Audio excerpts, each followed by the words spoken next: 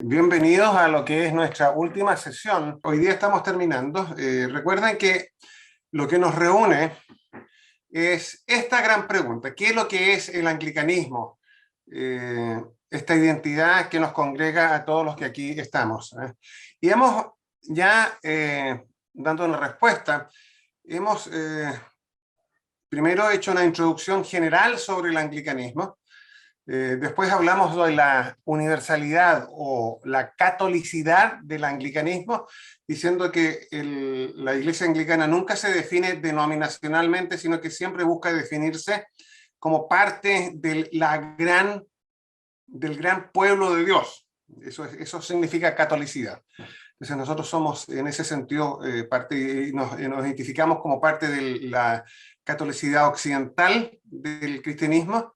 Dentro de la catolicidad occidental somos protestantes, y dentro de los protestantes somos reformados. Eso fue lo que dijimos ese día. Perdón. También después tuvimos una sesión en que estuvimos hablando de la base doctrinal del anglicanismo. Toda iglesia protestante tiene una base doctrinal. Toda iglesia protestante histórica tiene una base doctrinal. En la época de la Reforma era muy importante explicar en qué puntos tú coincidías con la universalidad de la fe cristiana y en qué puntos tú tenías una identidad propia. Entonces, eso lo vimos en la base doctrinal. Esos son los 39 artículos. En nuestra cuarta sesión estuvimos hablando de qué hacemos cuando los anglicanos se reúnen. Estuvimos hablando de la liturgia anglicana. Estuvimos hablando de nuestro libro de oración común, que lo que busca es básicamente acercar la Biblia al pueblo que se reúne para alabar y bendecir al Señor. La semana pasada estuvimos hablando sobre el gobierno de la iglesia, cuál es la característica. Yo puedo mencionar un par de cosas. Entre paréntesis, no me acuerdo los números, pero hay varios artículos en la diapositiva, perdón, en el PowerPoint anterior. Salen ahí los artículos, pero los artículos definen bastante nuestra eclesiología. Entonces, si quieren repasar, vean el PowerPoint anterior. Yo diría que lo que caracteriza es que nosotros mantenemos el gobierno tradicional del mundo cristiano, que es mantenido por la mayoría de los cristianos en el mundo, que es un gobierno de sistema episcopal. A diferencia de las otras iglesias que sí mantienen este sistema episcopal histórico, nosotros, al menos en Chile, pensamos que es un sistema adecuado de gobierno, pero eso no significa que consideramos a aquellos que no tienen el sistema nuestro como subiglesias o iglesias que les falta algo para ser verdaderamente iglesias. Nosotros consideramos que es adecuado para nosotros, pero también consideramos válido el gobierno para otros. Eso es lo que hemos visto hasta aquí. Hoy día vamos a ver algo especial, que es el mundo anglicano global actual. ¿Cómo se ve la iglesia anglicana hoy día? Y puede ser que aquí es donde más de ustedes tengan algunos reparos o algunas incomodidades frente a la identidad anglicana, y esas van a ser mencionadas hoy día. ¿Por qué existen? Esa es la idea. Entonces, para poder entender el anglicanismo, hoy día nosotros tenemos que entender cómo se expandió el anglicanismo. Básicamente, el anglicanismo se expandió en el siglo XIX, en el momento de claro, si tú me preguntas, ¿hubo expansión en el siglo XVII y XVIII? Sí, es cierto, hubo, pero la gran expansión del anglicanismo fue en el siglo XIX. Tiene dos orígenes, o se explica esta expansión de dos maneras. Primero está la expansión de la Iglesia de Inglaterra. El siglo XIX fue el siglo de la gran expansión del imperio británico, básicamente el imperio inglés. Entonces, donde se expandía el imperio, llegaba la Iglesia de Inglaterra. Eso, por ejemplo, Canadá, Australia, Nueva Zelanda, son los casos clásicos de expansión de la Iglesia de Inglaterra debido al imperialismo inglés. Pero eso no es la única forma de expansión que existió en el siglo XIX. También está lo que yo he llamado el fervor misionero. a finales del siglo XVIII y principios del siglo XIX, dentro de la Iglesia de Inglaterra, no solo dentro del espectro anglicano evangélico, sino que dentro de todo el mundo anglicano surgió un fervor misionero, la idea de expandir el mensaje cristiano a toda criatura, para alcanzar a todos los rincones del mundo. Entonces, estos explican por qué el cristianismo hoy día es una comunión global. Primero, la expansión de la Iglesia de Inglaterra a través de sus colonias, y segundo, el fervor misionero, que alcanzó a grupos más allá de lo que eran colonias inglesas. Yo creo que teniendo eso claro, ya podemos empezar a revisar. Y la manera de entender esto, para mí se ve acá. Es como cuando uno tira una piedra en una gotita en un charco de agua, se forman ondas que progresivamente van alcanzando todo ese charco de agua.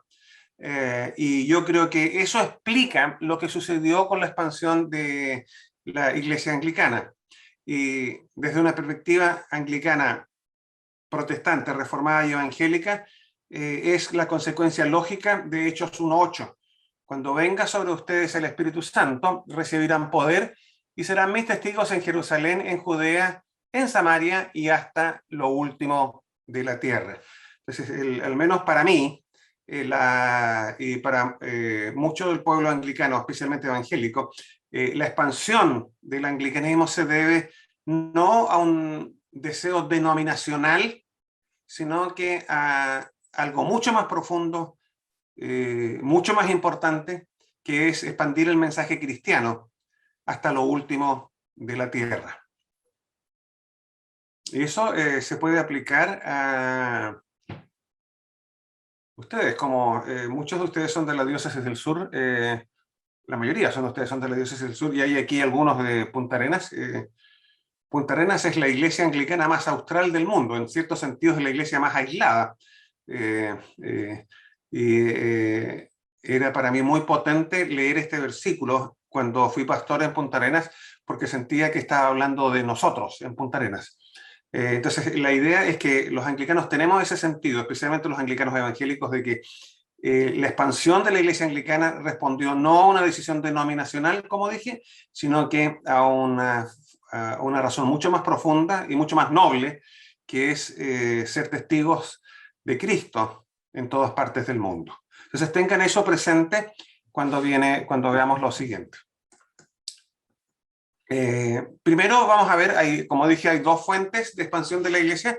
Primero la iglesia de Inglaterra y segundo el fervor misionero. Entonces vamos a ver primero la expansión de la iglesia de Inglaterra. La iglesia de Inglaterra se expande mediante sus colonias, donde se estableció una colonia, la iglesia de Inglaterra siendo la iglesia oficial del reino, donde había una colonia de este reino, había una iglesia. Y eso explica, por ejemplo, que haya iglesia anglicana en Canadá, Australia, Nueva Zelanda. Hay en otros lugares, pero en estos lugares era una iglesia para los colonos que iban. Sí alcanzaron a otras personas que vivían ahí, a los nativos en Canadá, Australia, Nueva Zelanda, pero hasta el día de hoy la mayoría de los anglicanos en estos países sigue siendo angloparlantes o anglos, sería la manera que yo les diría, de trasfondo inglés. ¿Por qué? Porque el establecimiento de la iglesia en estos países responde a que eran colonias británicas y se instaló ahí. También la iglesia de Inglaterra se expande a sus países fronterizos o países cercanos. Eso explica por qué hoy hay una iglesia anglicana en Escocia, en Irlanda y Gales. ¿Por qué? Porque son países que tienen fronteras geográficas con Inglaterra. Me atrevo a pensar de que la iglesia más grande de esas tres es la de Irlanda, la de Escocia y las de Gales son bastante más chicas. Y me atrevo a pensar que la mayoría de esas tres están de capa caída en este momento. No, excepto en Irlanda, que hay, especialmente en Irlanda del Norte, hay un fuerte grupo evangélico dentro de la iglesia de Irlanda. En Irlanda la iglesia se llama Iglesia de Irlanda, no Iglesia de Inglaterra. en Irlanda hay un fuerte grupo evangélico y ellos son muy vitales y muy preocupados de seguir expandiendo el evangelio. Honestamente, ¿qué sucede en Escocia? No sé, lo que sí sé es que es una iglesia bastante liberal y me atrevo a pensar de que la iglesia de Gales también es una iglesia liberal. Y también existe la expansión en ex colonias. Estados Unidos. Estados Unidos fue una colonia británica que se independizó, pero la iglesia se estableció, la iglesia de Inglaterra se estableció ahí porque fue colonia. Entonces, esto explica en grandes rasgos, yo estoy haciendo un resumen, tú puedes decir hay otras colonias no mencionadas acá, por supuesto hay otras colonias no mencionadas acá, pero estas son las básicas. ¿Y qué es lo que tienen de característica todos estos conjuntos? Y que son, en todos estos países, la iglesia tiene una fuerte identidad anglosajona. Eso es para que lo notemos. Entonces, esa es parte de la expansión de la iglesia anglicana en el siglo XIX. En algunos países como Estados Unidos esto partió en el siglo XVII, pero vale lo mismo, lo que hemos estado diciendo vale para ellos también. Ahora veamos el fervor misionero. Aquí yo lo he dividido por países africanos. Países africanos, la iglesia hoy día es fuerte en lugares como Nigeria. Nigeria es el país que el día domingo hay más anglicanos en un culto que en cualquier otra parte del mundo. Kenia, Uganda, Sudán, al sur de Sudáfrica, en todos esos lugares, la mayoría de esos países fueron colonias, pero el fervor misionero alcanzó a la población originaria de los países. Entonces, si tú vas a Nigeria, Nigeria es 100% africana o nigeriana la iglesia, no es una iglesia anglo, es una iglesia africana. Lo mismo en Kenia, lo mismo en Uganda, lo mismo en Sudán del Sur, lo mismo en Ruanda. Yo creo que en el único lugar donde todavía pueden quedar en África algunos bolsillos de iglesias anglos sería en África del Sur, Sudáfrica. Puede ser que ahí sea el lugar donde todavía puedes ir a una iglesia donde es una congregación anglo. Enrique puede saber más de eso porque a él siempre le ha interesado el cono sur de África. Pero el fervor misionero alcanzó a los países africanos y ahí la mayoría fueron iglesias plantadas por sociedades misioneras, pero no todas. Hay algunos sectores que también fueron plantados por iglesias tradicionales, lo que se llama de la alta iglesia o anglocatólicos. Y es muy fácil, si tú vas a un culto, darte cuenta qué sociedad misionera los plantó. También están los países asiáticos. Ahí la presencia no es tan potente como en África, pero Hong Kong tiene presencia anglicana, Japón, Corea, Malasia, lo que es Birmania hoy día, Myanmar, eso es Birmania, todos esos países hay, y también Pakistán, India, todos esos lugares fueron colonias, pero debido a este fervor misionero se alcanzó a la población de los países. Y hoy día en ninguno de esos países hay una iglesia anglo. En Hong Kong son todos étnicamente chinos. Puede que el culto sea en inglés, pero son el 90 y tantos % de la gente es étnicamente china. Hay muy pocos anglos ahí. Y para qué decir en países como India o Pakistán o Bangladesh o Sri Lanka. Todos esos países que fueron colonias hoy día son iglesias absolutamente nacionales. Y después, otros países, y ahí entramos nosotros. Nosotros nunca fuimos un área de influencia fuerte para el mundo británico, pero debido a un dinámico comercio, intercambio comercial con Inglaterra, en todos los grandes puertos de América se establecieron colonias inglesas y donde había una colonia inglesa habían dos cosas que se armaban, un country club y la iglesia anglicana. Y Valparaíso es así, por ejemplo, Buenos Aires, en todos los grandes puertos siempre hubo una iglesia.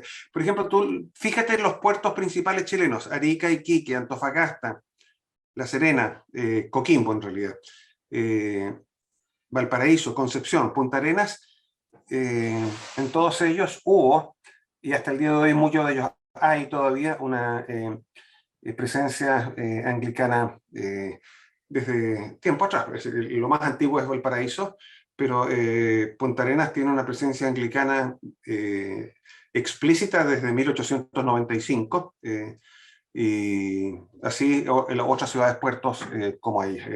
Entonces, este es el fervor misionero, y normalmente esto se llegó a estos lugares no por algo oficial, sino que se llegó a través de sociedades misioneras. El caso de Chile fue a través de la Sociedad Anglicana, perdón, la Sociedad Misionera de Sudamérica, la SAMS, y ellos fueron los encargados de establecer el anglicanismo en Chile.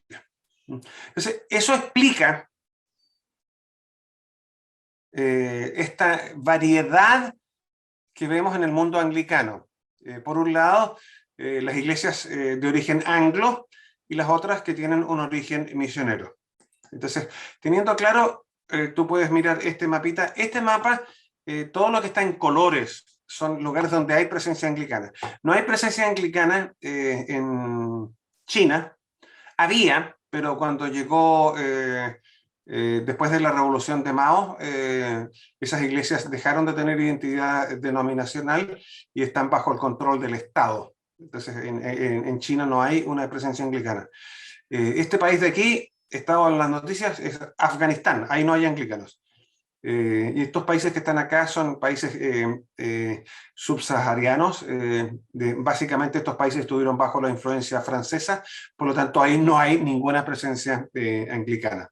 Y otro país que tampoco tiene definitivamente es Arabia Saudita. Por razones obvias ahí está la Meca. Pero el resto de los países de alguna u otra manera tiene alguna sociedad.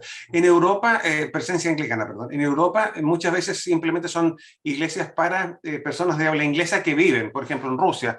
No creo que haya rusos nativos anglicanos, pero hay una iglesia anglicana en Rusia. Al menos debe haber una en Moscú.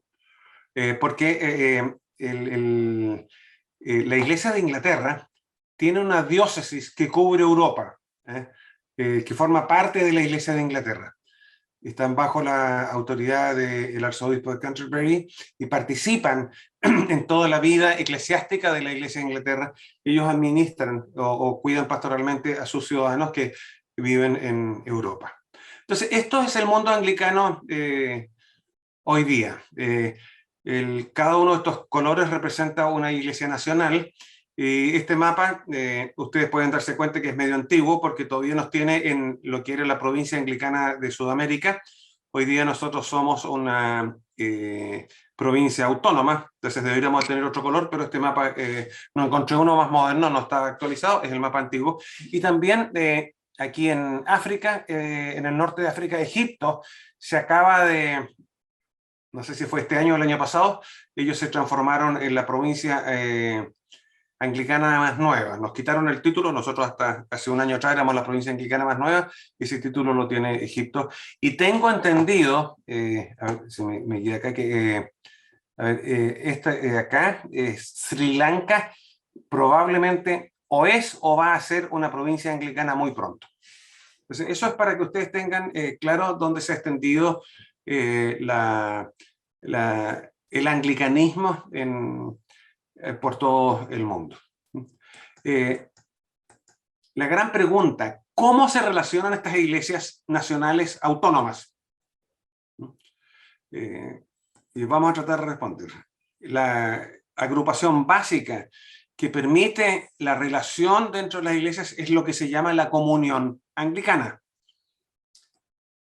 Está formada por más de 40 provincias. Recuerda que provincias en el lenguaje anglicano significa iglesias nacionales que se autogobiernan. Chile es una provincia, por lo tanto se autogobierna. Entonces son 42 creo que son en este momento, que se relacionan, pero no tenemos una autoridad única para todos. ¿Por qué? ¿Por qué? Porque somos iglesias que nos autogobernamos. Entonces, en ese sentido, somos una comunión. Eso es importante que lo tengan en cuenta. Y el logo, si lo ven alguna vez, es este. Y ahí dice, está en más de 165 países. Entonces, esa es la comunión anglicana. ¿Qué características tiene la comunión anglicana? Primero que nada, posee lo que la comunión anglicana llama instrumentos de comunión. El primero es el arzobispo de Canterbury. No es el jefe de la iglesia anglicana. Siempre te preguntan eso. ¿Quién es el jefe de la iglesia anglicana? Bueno, lo primero que tiene que saber que no es el arzobispo de Canterbury. Él es simplemente representa a la sede episcopal más antigua dentro del mundo anglicano. Por lo tanto, él naturalmente preside las reuniones anglicanas. Es ex oficio, donde está él preside siempre. En 1867, cuando el anglicanismo comienza a expandirse más allá de los territorios naturales del Imperio Británico, se estimó necesario tener una especie de sínodo. No se llama sínodo, se llama simplemente conferencia, porque sínodo es una situación que toma decisiones y son vinculantes para todos, y las conferencias no. Las conferencias simplemente dan orientaciones. Después me pueden preguntar por qué es esto, podemos dar la explicación. Y surge esta conferencia porque simplemente en África del Sur había una situación, un obispo estaba haciendo cosas no adecuadas para la fe cristiana, y el arzobispo de Canterbury cita a todos los obispos diocesanos del mundo, anglicanos de todo el mundo, para tomar una decisión o buscar un consenso que les permita enfrentar la situación.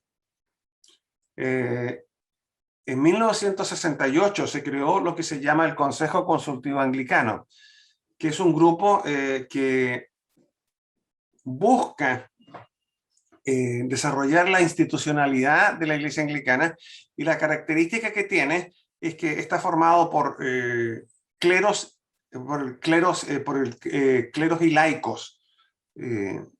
Ese fue también, todos estos grupos surgen porque cuando se ven deficiencias en los instrumentos anteriores, se van creando nuevos. Y después se creó en 1978, ya hace casi más de 40 años, lo que se llama la reunión de primados. La reunión de los jefes de estas provincias. La conferencia de Lambeth se reúne cada 10 años, entonces de repente había que tomar decisiones pastorales y no podían invitar a todos los obispos del mundo, se invitaba a el jefe o el primado de cada provincia, y ahí se daban orientaciones pastorales para ayudar a mantener la coherencia dentro de la comunión anglicana. Entonces, esos son si tú alguna vez has escuchado hablar de la idea de los instrumentos de comunión, estos son. Y lo voy a mostrar en persona para que lo vean. Perdón. Él es el arzobispo actual de Canterbury. Entonces, él es uno de los instrumentos de comunión. Justin Welby se llama. Estas son las fotos de la conferencia de Lambeth. No creo que es la última, creo que es una de las anteriores, y siempre al final se sacan una foto con todos los obispos presentes, y ellos buscan dar orientaciones pastorales hacia la iglesia. Se reúnen cada 10 años. La última vez fue hace como 12 años atrás. Se iban a reunir hace 2 años atrás, y por situaciones puntuales la postergaron. Iba a ser el año pasado, el 2019, y ahora tengo entendido que la tienen postergada para el 2020 o el 2022. Pero la idea es que los obispos se reúnen para evaluar situaciones que competen a toda la comunión anglicana, y tienden a entregar orientaciones episcopales para el actuar de las iglesias locales. Este otro es el Consejo Consultivo Anglicano. Esta es una foto de la última reunión del Consejo Consultivo Anglicano. Y si ustedes tienen buena vista, van a ver ahí un miembro de la Iglesia de Providencia. Ahí, esto fue en Hong Kong. Y al ladito Adivinen quién está. Ahí fuimos nosotros, Carlos Romero y yo fuimos representando a la Iglesia Anglicana de Chile a nuestra primera conferencia de Lambeth. Acá está el arzobispo de Canterbury y no ubico mucho a las personas. Él es el arzobispo de Sudáfrica. Y ahí pueden ver al consabido escocés que se puso elegante para la foto. Él, tengo entendido que es el actual arzobispo de York, que un poquito después de esta conferencia fue nominado como el obispo de York. Esta conferencia entonces está compuesta por laicos y clérigos. Ustedes pueden ahí ver que no todos tienen cuello clerical. Definitivamente Carlos Romero no tiene cuello clerical. Y lo interesante de esta es que cada persona, su voto vale igual. Es decir, aquí no votan por grupos, votamos en conjunto. Entonces todos, no importa si eres obispo o laico, tu voto vale lo mismo que el del resto. Aquí se toman, yo trato de hacer una pequeña diferencia, aquí son decisiones más pastorales, aquí son decisiones un poco más administrativas, esa sería la diferencia. Estoy pensando, este es el obispo de Hong Kong, el que nos acogió allá. Y voy a decir algo, como chileno, nos invitaron a varios, lo que yo denominaría banquetes, porque si nosotros comemos, los chinos comen mucho más que nosotros. Y debo decir que en todos los lugares donde fuimos, adivinen de dónde era el vino. En todos los lugares tomamos vino chileno. No siempre muy bueno, pero por lo menos era chileno. Y por último, esta es el Consejo de Primados. Los primados no se reúnen hace bastante tiempo, han habido dificultades y no han logrado juntarse. Y esta no es la última reunión, esta es una reunión hace una de las anteriores. Greg Venables estaba por la provincia anglicana de Sudamérica, entonces eso significa que fue hace bastante tiempo atrás. Pero estos son los 4 instrumentos de comunión de la comunión anglicana. Ellos debieran tener la idea de mantener nuestra comunión unida y con una coherencia global. Eso es el desafío. Debemos decir que no siempre se logra porque el hecho de que nosotros estemos compuestos por una comunión de iglesias autónomas hace muy difícil que tomar decisiones, porque las personas, las iglesias, las provincias valoran su autonomía y no están dispuestas a ceder su autonomía a una comunión global. Esa es parte de la dificultad que tenemos como Iglesia Anglicana Global y después podemos conversar más si lo desean.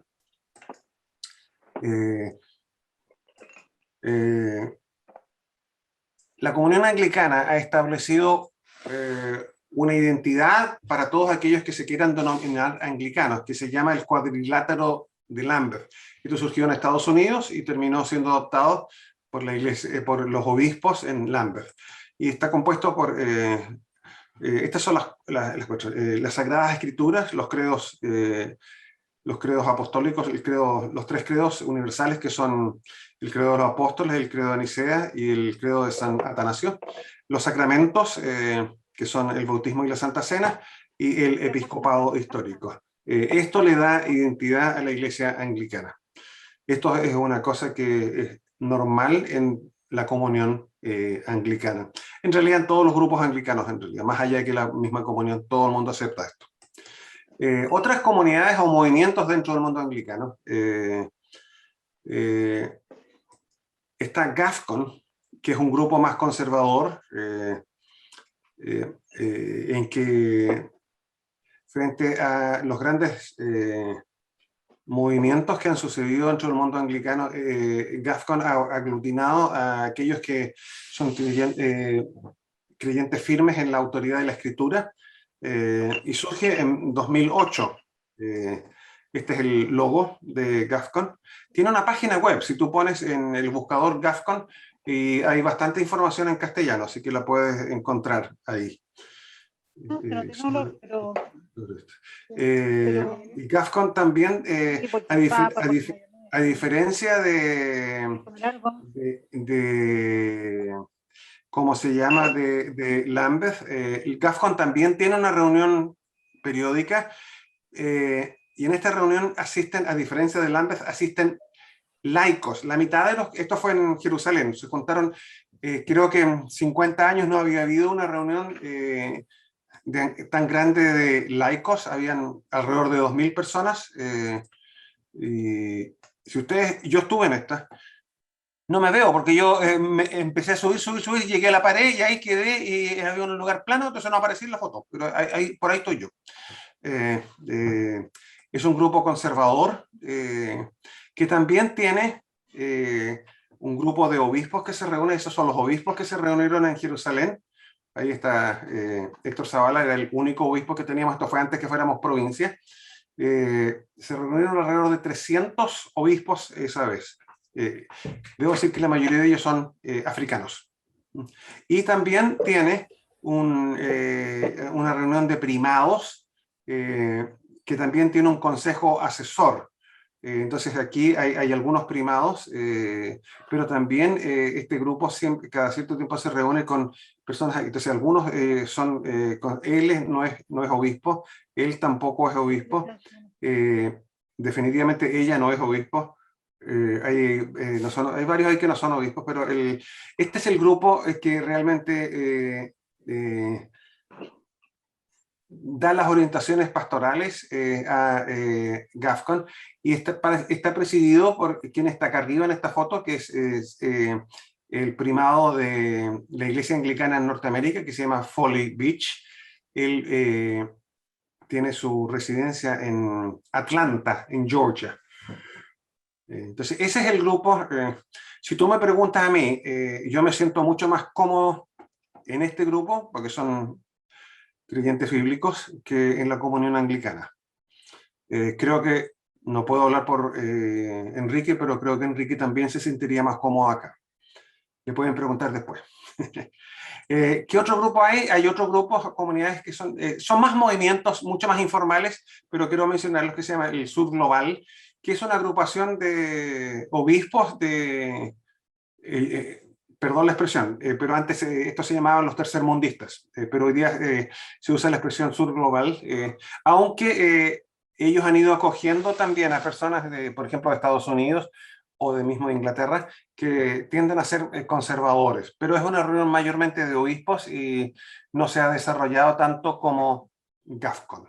¿Cuál es el gran desafío que enfrenta la comunión anglicana? Una sola palabra, que hemos visto como su fortaleza. Bueno, hoy día la vamos a ver como desafío: la unidad. Somos una comunidad que tiene dificultades en esta área y no queremos ocultarlo. Este es el gran problema que tenemos a nivel global. No a nivel local. A nivel local nosotros en Chile tenemos una unidad basada en la Escritura y en el mensaje del Evangelio, pero a nivel global es una dificultad, porque para tener unidad significa que tú cedes parte de tu autonomía a la comunión. Lo que te da la unidad no eres tú, no es tu voto, no es tu autonomía, sino que lo que te da tu unidad es el Evangelio. Y no todos en la comunión anglicana están dispuestos a ceder su autonomía en pro de la unidad, y eso genera todas las dificultades que son conocidas por todos nosotros hoy día. No tengo que mencionarlas porque salen cada cierto tiempo en la prensa, pero la dificultad es que no todos están dispuestos a ceder autonomía por mejorar la comunión, y eso es un dolor que tenemos que reconocer como anglicanos a nivel global.